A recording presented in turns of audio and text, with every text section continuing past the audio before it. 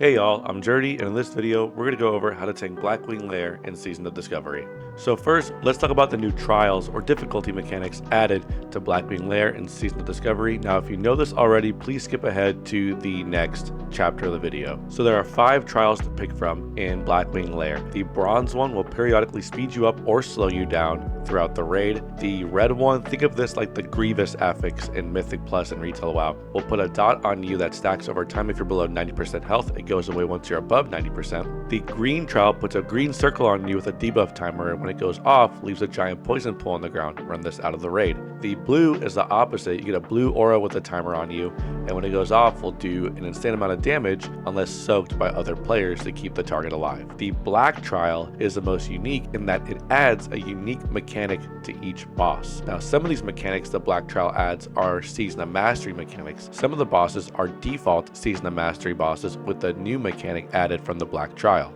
In Blackwing Lair, all bosses except for Firemaw, Flamegor, and Ebonroc are immune to Taunt. So your second tank, if that's you, needs to be second on threat always on these fights, in case the main tank needs you to pick it up after a threat reduction happens. For Paladins, on the Drake fights where Taunt does work, you need to make sure you have the Holy Ring Rune equipped, as that decreases the chance of your Taunt being resisted. So first, let's start with Razorgore. This does require at least 2 tanks for this fight. Your non-mind control tank and your mind control tank. So if you're the non-mind control tank, you're starting the fight by pulling the orcs up top. If you're the mind control tank, you're going to go and click the orb below down here, which gives your players more time to get the adds off you and not break the mind control. So let's first talk about the mind control tank here. If for some reason your add-ons are blocking your vehicle bar and you can't see Razorgore's abilities, it's just Control 4 to break the eggs. That's the only ability you need to worry about. Control 4, break eggs. When you click the orb, you get a 1-minute debuff, or you cannot click it again, so make sure that this does not get broken. If it does get broken, make sure somebody else can pick it up immediately.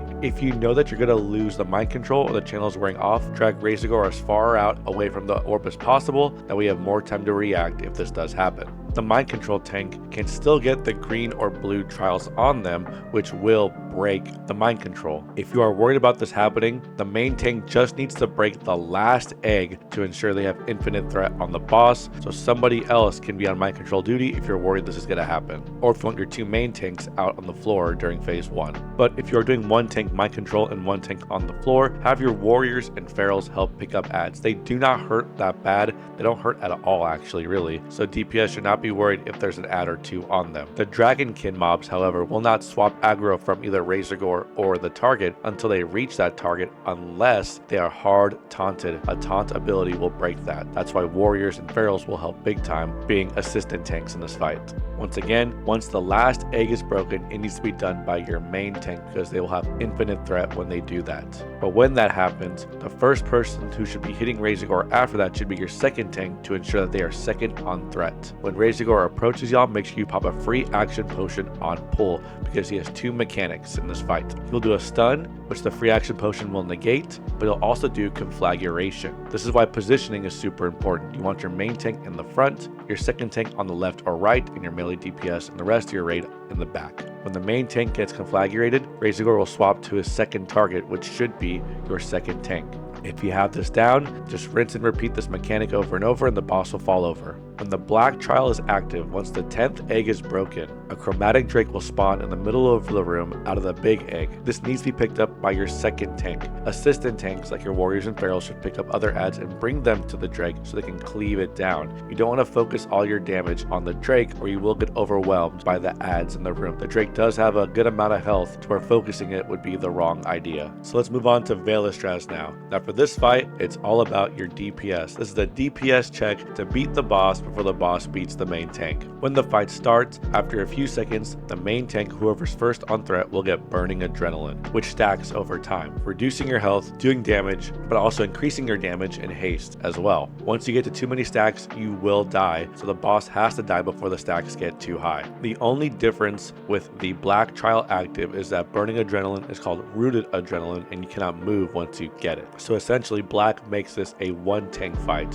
whereas on non-black, it still can be a 2 tank fight if your first tank falls over, but your second tank has to be second highest on threat when the first tank falls over, which can be hard because other players randomly in the raid will also get burning adrenaline. To start the fight, you will talk to Vael, which will start some RP. When you talk to Vael, they'll wake up. You want to make sure you're talking to them and wake them up in the same angle that they're sleeping in. You don't want them to be turned or awkward or slightly at all because it might mess up the fight. You can talk to Vael the opposite side, so you face them from the back. That way your first hit can be a guaranteed hit and it won't get parried or dodged. However, he does have a tail swipe, so there could be some really bad RNG there. So if Vael's positioned correctly, you want to make sure you get your strongest threat abilities in first to make sure you are number 1 on threat. For Paladins, one successful Hammer of the Righteous is good enough for everybody else to start DPSing. You don't want to hold this off too long because this is a DPS check and every second counts. As the fight approaches the 40-second marker and above, you want to start calling for some cooldowns, whether it's yours or your healers. Roll these cooldowns throughout the fight. Start with Pain Suppression, then Bark Skin, and if you're a Paladin or a Warrior, use your Divine Protection or your Shield Wall, and this will help keep you alive as the fight gets longer. Alright, so let's talk about the 2 Death Talon Dragonkin packs after Vael, but before the Suppression Room. These aren't as difficult as they were back in Classic 19. You don't need to hibernate anymore with your druids. You can face tank these,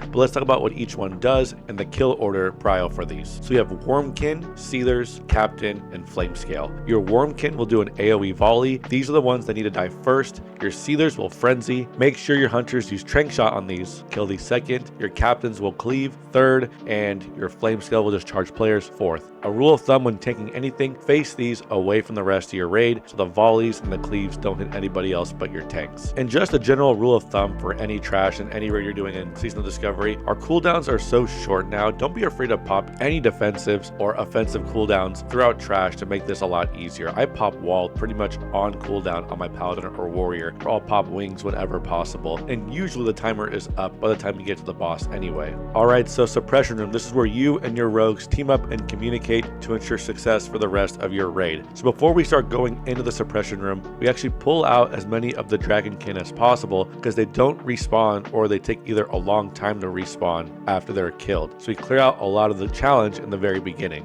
We opt to go right and hug right and then hug the top before going up the stairs and then doing the same thing that side as well. Always hug right. That's the easiest way to do this. As the tank, you must clear out in front of you the adds for your rogue to disarm the suppression rods. You have to clear the way for your rogues who should be in stealth to get all the suppression rods so you can push the raid forward. There are some spots in the Suppression Room in corners and in cubbies where if you need mana, you can drop combat, not pull anything, and have your healers drink up and buff up to keep going. Don't overpull in this room. Make sure your rogue is clearing the way for you and you're allowing your rogue to get there. The Suppression Room will be easy. If you do not know how to do the Suppression Room, you can be hard stuck here and not progress after only killing 2 bosses. I should also clarify the Dragonkin don't respawn, but the Dragon Whelps respawn very fast, which is the challenge of the Suppression Room. You have to keep pushing forward or you're always going to be stuck in the same spot, killing off the Whelps. At the end of the Suppression Room up top, you'll find Broodlord Lashlayer. Now, he doesn't have a lot of mechanics, but they can hurt if you don't prepare for them. He has a Mortal Strike, which will reduce healing by 50%. Make sure that your healers are pumping into you and you have a cooldown ready if needed. He will do an ability called Knockaway, which reduces your threat by 50%. You can lose aggro, but I never really fully lost aggro, and if I did, my second tank was second highest on threat, so he picked it up. So if you're the second tank, make sure you're second highest on threat for this fight. And that's really about it on the non-black trial. So if you're doing this on non-black, pull him into the cubby right next to where he's at on the right, and make sure you are close to the right wall when you pull him in there, so your melee can stack on that side and your range could be on your left side with your hunters having enough room to use their abilities. You want to turn him a little bit to your left so your melee can be on the wall. So when the blast wave knocks him back, they won't get knocked back at all or very far. Without the black trial, this is the whole fight and he will fall over pretty fast. With the black trial active at 50%, he will teleport to the back of the room doing AoE blast waves until he is attacked in melee range. Now before, he wouldn't move at all once he teleported, but now he will move, so it's easier to reposition him. I don't know if this is intended or if this is a bug change that they'll fix, but for now, as I'm making this video, he does move after he teleports in the back, so you can reposition him into a cubby again and rinse and repeat the fight. If you use the black trial, you can pull him into the third cubby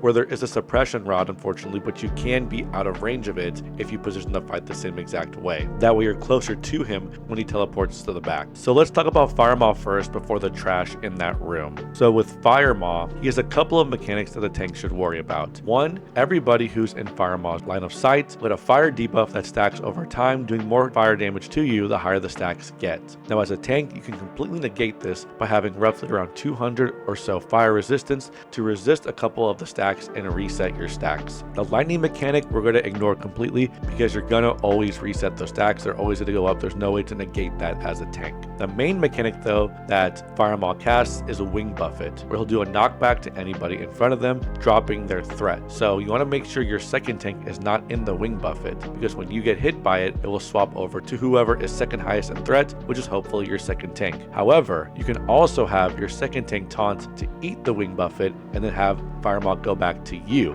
Both of these strats will work, it just depends on which one you prefer. Now the best way to do this fight is to pull Firemaw into this little gate right here in the corner, so when you take a Wing Buffet, it doesn't knock you back at all, and your tanks can be positioned against the wall to keep taunting and get threat back. Also, this spot is good because it allows your healers to heal the tanks and be completely out of line of sight for all of Firemaw's fire and lightning stacks. Now if you're not in this exact spot when the knockback does happen from Wing Buffet, Firemaw may accidentally move and reposition to where he can breathe on all of your ranged and healers, which can kill them even with the Oni Cloak equipped. So if you're struggling as a tank doing this position, then pull Firemaw to the left corner of the gate and tank him there, because you'll never face the opposite way. Your healers and ranged will have to deal with the fire and lightning stacks, but it is not that hard for them to do that. If Firemaw does reposition and you want to keep him on that spot, you have to make sure you know when the breath is going to happen, because you do have some time to reposition him. Call for your range to LOS if you're going to reposition.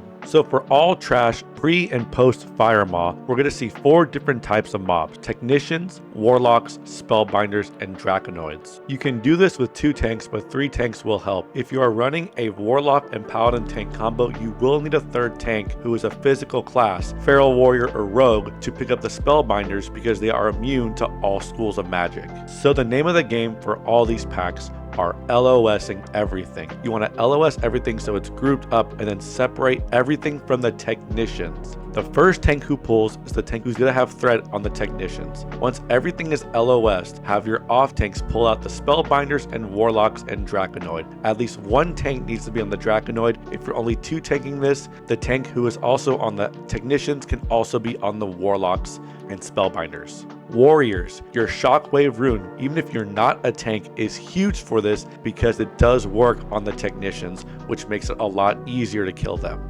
Always LOS all these packs and your life will be a lot easier. This is the spot in the raid you can spend most of your night in and not progress further if you do not know how to do this room correctly. For the big Drakanoid packs, make sure your mages cast Detect Magic on these guys so you can see what schools of magic they're weak to. Certain tanks will excel on certain vulnerabilities like Nature and Rogues, Shadow and Fire with Warlocks, so it makes it easier for them to hold threat. When you run in, make sure you pop a FAP on pull, as these ads do stun. When the first ad dies, whoever was tanking that can go in between the ranged and healers and the melee and tanks, just in case, let's say a Shadow Priest is doing damage on a Shadow vulnerable Drakanoid and they get stunned and he swaps over to that Shadow Priest, then you, that free tank, can pick up that ad before it starts wailing on your ranged. Paladins should have a mouse over macro for Blessing of Protection for this to keep your range safe as well. Alright, so Ebonroc and Flamegor. There are 2 strats to this fight. The first one I'm going to talk about real quick because not most guilds will be doing this. This is more for hardcore groups who want to parse, and that is pretty much ignoring all mechanics, bringing the drakes together, and cleaving them and burning them down before the brands kill you. Now, Ebonroc does cast Shadow of Ebonroc on the tank he's on, so you will need a taunt swap there so you don't heal Ebonroc for a significant amount when trying to burn him down. As the stacks get higher, have defensives both personal and raid-wide to keep yourself alive. So the strat that most groups will do will be the 3 tank strat. So in Season of Discovery, Ebonroc and Flamegor will give you a brand, a debuff similar to that of 4 Horsemen that stacks up over time and does more damage when you are close to that drake. You want to separate these drakes pretty much where they are when the fight starts to avoid getting both brands. You roughly want to swap around 3 to 4 brands to make sure you don't die. The reason we want a 3rd tank here is because even though you can 2 tank this where you meet meet in the middle and taunt swap, the taunt can resist, which gives you a lot of time for the raid to start getting double stacks. So having a third tank to be the reliever makes this a lot easier. Your groups will be split evenly into two. You ideally want a hunter with trank shot in each group, as Flamegor will frenzy enough times for this to be necessary. Let's say tank 1 is on Ebonroc and tank 2 and 3 start on Flamegor. After 3 stacks, tank 3, the reliever, will go to tank 1 and taunt off that Drake. Tank 1 will go to tank 2 and taunt off that Drake, and tank 2 will go to tank 3 and taunt off that Drake, and you'll rinse and repeat the fight like that. Make sure the Drakes die closely to the same time, as when one dies, the other will enrage and do a lot of damage. The Drakes do a wing buffet after every 2 brands, where they will face each other when they cast it, and you can use the wing buffet to propel you to the other Drake. However, it does drop your threat and you can resist it, so you can't rely on the wing buffet to move you over, although it does look really cool when you do use it as the third tank. With the Black Trial active, Nefarian will call for stop and go, which will put a debuff on the target, either where you have to hold still or move to avoid taking damage. Now for go, you cannot strafe left and right, you have to go forwards or backwards to avoid taking damage. Strafing does not work for that. Tanks should be careful of accidentally moving the boss to breathe on the raid when they have the go debuff. Alright, so for Chromaggus, the most important part of this fight for the tank is positioning. You want to have the boss positioned in the doorway where healers can hug the wall to the left and be LOS from the boss, but can still heal you. That way the healers avoid the breath mechanic that Chromaggus has, and your range can hug the wall when they need a LOS, the breath mechanic. If you are too far forward, you screw over not only your healers, but all of your ranged DPS from LOSing that mechanic. An easy way to do this is to be summoned outside of the door on the Twin Drake boss side, so when you click the lever to activate the boss, you can take the summon and be in a better spot to position it. Make sure none of your ranged and casters start going ham on the boss, as you don't know what vulnerability he has. He has the same mechanic as the Drakanoids do, where he's vulnerable to certain schools of magic over time, so make sure a mage casts Detect Magic when they're in range of it. So along with the magic vulnerability, Chromaggus also has some other mechanics. He will frenzy, which your hunters need a trank shot, and then he will enrage at 20%, which cannot be trank shotted. And the main mechanic that Chromaggus has is that he'll cast 2 out of 5 possible breaths that are unique to your raid ID, and those breaths are Frostburn, Incinerate, Time-Lapse, Corrosive Acid, and Ignite Flesh. The only one that matters to you, the tank, is Time-Lapse, because it'll freeze you when anybody else gets hit by it, and Chromaggus will target whoever is highest on threat that was not hit by time-lapse. There's 2 ways to handle this. If your second tank is second highest on threat with a strong lead, then everybody can LOS time-lapse and it'll swap over to your second tank, and your second tank will position himself right on top of you, the main tank. If you are the second tank, you are in the melee range spot behind the boss where everybody else is at, and you're going to LOS in that little cubby corner and then run back and go on top of the main tank. Make sure there is a healer back there in that group to keep you alive, as Chromaggus does hit pretty hard. The other strat, if your second tank is not second highest on threat, then everybody will eat the time lapse except for your healers and your off tank, so it for sure goes to your off tank and he can reposition the boss. With the black mechanic activated, Chromaggus becomes a real dog in which he will fetch, speak, and roll over. Fetch just picks up a random target, chews him up, and puts him on the floor. If it's you, the tank, that does cause an issue because it will move the boss out of position. If you do lose positioning, you can run back towards the room, let the boss move a little bit, and then bring him back to where you are to reposition him. Just again, make sure you have a healer back with the melee where they are to heal you if you have to do that. Rollover happens at 50%, and it's almost like a free mechanic because the boss just lays down, stops doing damage, everyone starts pumping the boss, and you just avoid the boulders that fall from the sky. Speak, however, is the main mechanic on black, in which Chromaggus will plant his feet and not move and cast all 5 of his breaths in a specific order, being Frostburn, Incinerate, Time-Lapse, Corrosive Acid, and Ignite Flesh. And the tank can LOS this, and I recommend you do, but you want to go back and eat Ignite Flesh so the boss doesn't move after he's done casting his volley. You can choose to just eat all of them and you will survive, but it's easier for you to just LOS LOS it. But if you're worried that you're going to move the boss out of position, then just eat all of them. By the time Ignite Flesh is casted, time lapse will have ran out.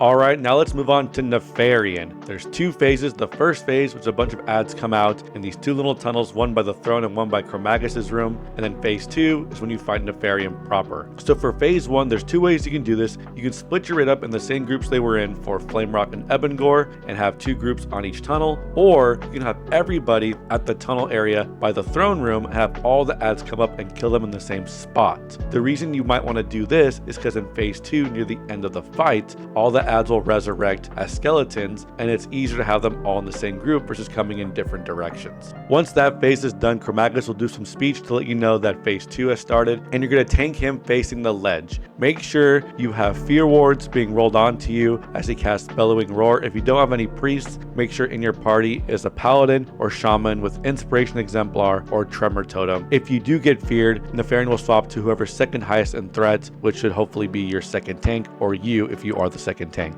The main tank will get a curse, make sure it's decursed ASAP, and then there's only a couple class calls you have to really worry about. The Paladin class call is important if you are not a Warlock tank, as a lot of your abilities to generate threat will be ineffective, as Nefarian will have Blessing of Protection on him. If you don't have a Warlock off tank or a Warlock tank in your group, then make sure your ranged and casters are aware of their threat meters so they don't pull it off of you, the main tank. If rogues get their class call, make sure you turn Nefarian to your right a little bit so he doesn't breathe on your rogues. If you are a druid tank and you get the druid class call, make sure you have defensives rolling onto you and healers are pumping heals into you. If the warlock class call happens, make sure that the second tank picks up the infernals and brings them to the melee to get cleaved and die. Near the end of the fight, all the Drakanoids you killed will be resurrected as skeletons. Make sure your second tank is grabbing aggro on them first. Have a Blessing of Protection ready for your strongest AoE damage dealer, as they might pull threats on the ads. Once the ads go down, which they go down very quickly, you burn the boss and it's over. For the black trial, the class calls have unique weapons or abilities spawning throughout the fight, but it's such a non-issue, I'm not really going to talk about it. I've actually tried just running into them on purpose to like take damage, and it really is just a non-issue. I'm sorry this took so long to get out. I wanted to get it out before this lockout reset, but unfortunately, as you can see, this video took a long time to make. This is actually my second time shooting it because I wanted to cut off at least 5 minutes and I just couldn't. Hopefully you find this helpful. Let me know what you think down in the comments below. If there's anything else you want to add, or if I said anything that's incorrect, please leave it down in the comments. Don't forget to like, share, and subscribe. Guys, I'm almost close to 1,000 subs. I can't believe I get to say that. I appreciate y'all so much. As always, thanks for stopping by and saying hi. Follow me on twitch.tv/dirtyjd, and I will see y'all in the next video.